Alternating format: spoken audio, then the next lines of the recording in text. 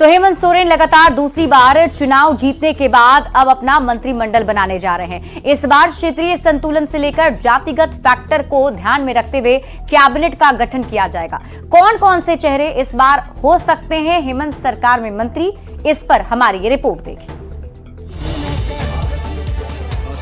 झारखंड विधानसभा में शानदार वापसी के बाद हेमंत सोरेन एक नए जोश के साथ शपथ लेने की तैयारी में हैं। सीएम का चेहरा हेमंत सोरेन होंगे, इस पर कोई सस्पेंस नहीं है, पर इस बार हेमंत कैबिनेट का हिस्सा कौन होगा, इस पर सबकी नजर है। चर्चा है कि 5 विधायकों पर एक मंत्री पद मिलने की संभावना है। जेएमएम से 6, कांग्रेस से 4 और आरजेडी कोटे से 1 विधायक को मंत्री बनाने का फॉर्मूला तय किया गया है, जिसमें क्षेत्रीय संतुलन और जातिगत फैक्टर पर भी फोकस रहेगा। हेमंत सरकार की नई कैबिनेट में कई नए चेहरों को मौका मिलेगा, तो कुछ पुराने चेहरे दोबारा मंत्रिमंडल का हिस्सा बनेंगे। जेएमएम कोटे से दीपक बिरुवा, हफीजुल हसन, रामदास सोरेन और मथुरा महतो को मंत्री बनाने की चर्चा तेज है। इसके अलावा सुदेव सोनू, योगेंद्र प्रसाद, हेमलाल मुर्मू और लुइस मरांडी भी दौड़ में हैं। कांग्रेस कोटे से रामेश्वर उरांव, इरफान अंसारी, दीपिका पांडे सिंह को फिर से मौका देने पर विचार किया जा रहा है। प्रदीप यादव, अनूप सिंह, शिल्पी नेहा तिर्की और नमन विक्सल कोंगाड़ी के नाम भी मंत्रिमंडल की रेस में हैं। जबकि आरजेडी कोटे से सुरेश पासवान या संजय प्रसाद यादव को कैबिनेट में जगह मिल सकती है। हेमंत कैबिनेट में इस बार क्षेत्रीय गुणागणित के साथ जाति धर्म के फैक्टर को लेकर भी लॉबिंग तेज है। पिछली बार 2019 में जेएमएम से 5, कांग्रेस से 4 और आरजेडी कोटे से 1 मंत्री बनाए गए थे, जबकि 1 मंत्री पद खाली रखा गया था। सत्ता में जबरदस्त वापसी के बाद हेमंत सोरेन अब कैबिनेट को लेकर क्या फैसला लेते हैं, इस पर सबकी नजर है। रांची संवाददाता अविनाश के साथ ब्यूरो रिपोर्ट, न्यूज़ 18। तो झारखंड में हेमंत सरकार मजबूती के साथ सत्ता में लौट चुकी है और ऐसे में अब जनता से किए गए वादों को पूरा करने की बारी भी आ चुकी है। खर्च के लिहाज से इन वादों को पूरा करना कितना आसान होगा या कितना चुनौती भरा होगा, इस रिपोर्ट में देखिए।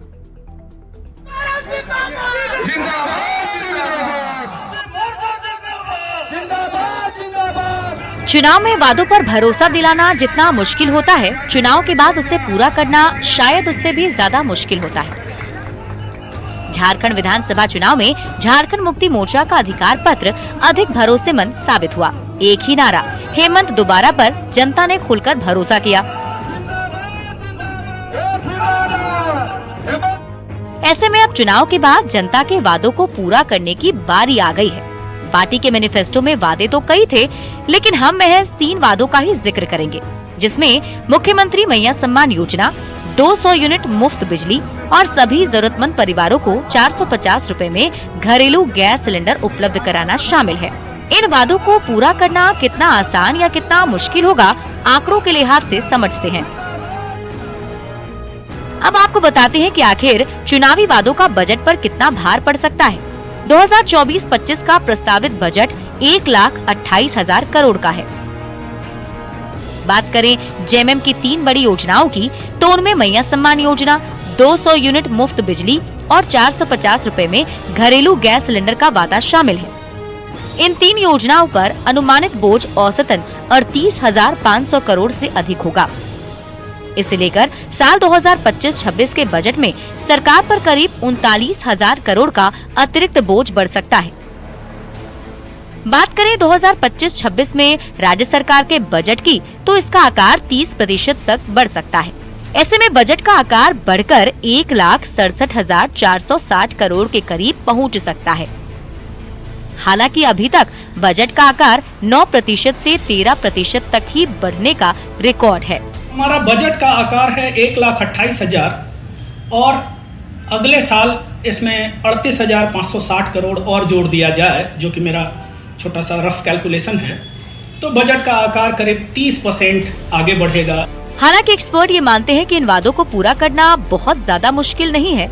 राज्य सरकार खनिज पर टैक्स या सेस बढ़ाकर रेवेन्यू जुटा सकती है, क्योंकि राज्य में खनिज की कोई कमी नहीं है। लेकिन बात जब सत्ता से जुड़ी हो, तो राजनीति अपनी जगह तलाश ही लेती है। न्यूज़ 18 के लिए रांची से संजय कुमार सिन्हा की रिपोर्ट।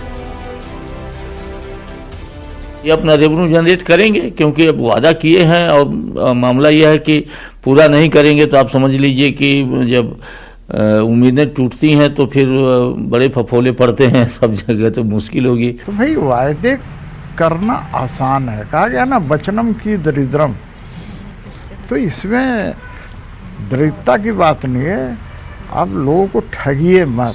हम झारखंडी जनभावनाओं के अनुरूप चलने वाली सरकार, हम संसाधन जुटा लेंगे, उतना कुव्वत है हम लोगों में, और सभी को जो वादा किया गया है वो वादा पूरा हो। राज्य सरकार ने जनता से जो वादे किए हैं उसे पूरा करना नामुमकिन तो नहीं, लेकिन चुनौतियों से भरा जरूर है, क्योंकि इस बार राज्य सरकार का बजट 50 लाख महिलाओं के घर के बजट से जुड़ गया है। कैमरामैन संजीव तिवारी के साथ संजय कुमार सिन्हा, न्यूज़ 18 रांची। मुख्यमंत्री हेमंत सोरेन और उनकी पत्नी कल्पना सोरेन ने रिम्स में भर्ती भगवान बिरसा मुंडा के परपोते मंगल मुंडा से मुलाकात की और उनके बेहतर इलाज के लिए विशेष दिशा निर्देश दिए हैं। मंगल मुंडा की स्थिति गंभीर है और उन्हें रिम्स के क्रिटिकल यूनिट में भर्ती किया गया है। उन्हें 2 दिन पहले खूंटी जिला अस्पताल से रिम्स रेफर किया गया था। उन्हें सड़क दुर्घटना में सिर में गंभीर चोट आई थी। बेसिक बात है कि जब हेड इंजरी का सवाल जब भी आता है तो लोगों के हाथ में दुआ करना रहता है, हम लोग को दवा करनी होती है, और ये जब तक अपने आप करवट नहीं लेगा, इम्प्रूवमेंट के रास्ते पे नहीं आएगा, तब तक कुछ भी नहीं कहा जा सकता। मुख्यमंत्री जी ने ये हम लोग को आगाह कर दिया है कि जब भी आप लोगों को जरूरत होगी आप रेफर करें। खबर आपको साहिबगंज से बताते हैं, जहां अवैध पत्थर खनन को लेकर सीबीआई ने दबिश दी है। मंडरो अंचल के गिलामारी, दामिन, भिट्ठा, मौजा में जय माता दी स्टोन वर्कर्स में सीबीआई की कार्रवाई चल रही है। संजय जायसवाल के पत्थर खदान में लीज एरिया से अधिक खनन के मामले में कार्रवाई की जा रही है। इस मामले में सीबीआई ने ईस्टर्न कोल फील्ड्स लिमिटेड की ओर से पूरे खदान की मापी कराई। बता दें कि पत्थर कारोबारी के घर पर सीबीआई ने छापेमारी की थी, जिसमें लाखों रुपए कैश के साथ सोने चांदी के गहने बरामद हुए थे। संजय जायसवाल सीएम हेमंत सोरेन के विधायक प्रतिनिधि पंकज मिश्रा के करीबी बताए जाते हैं।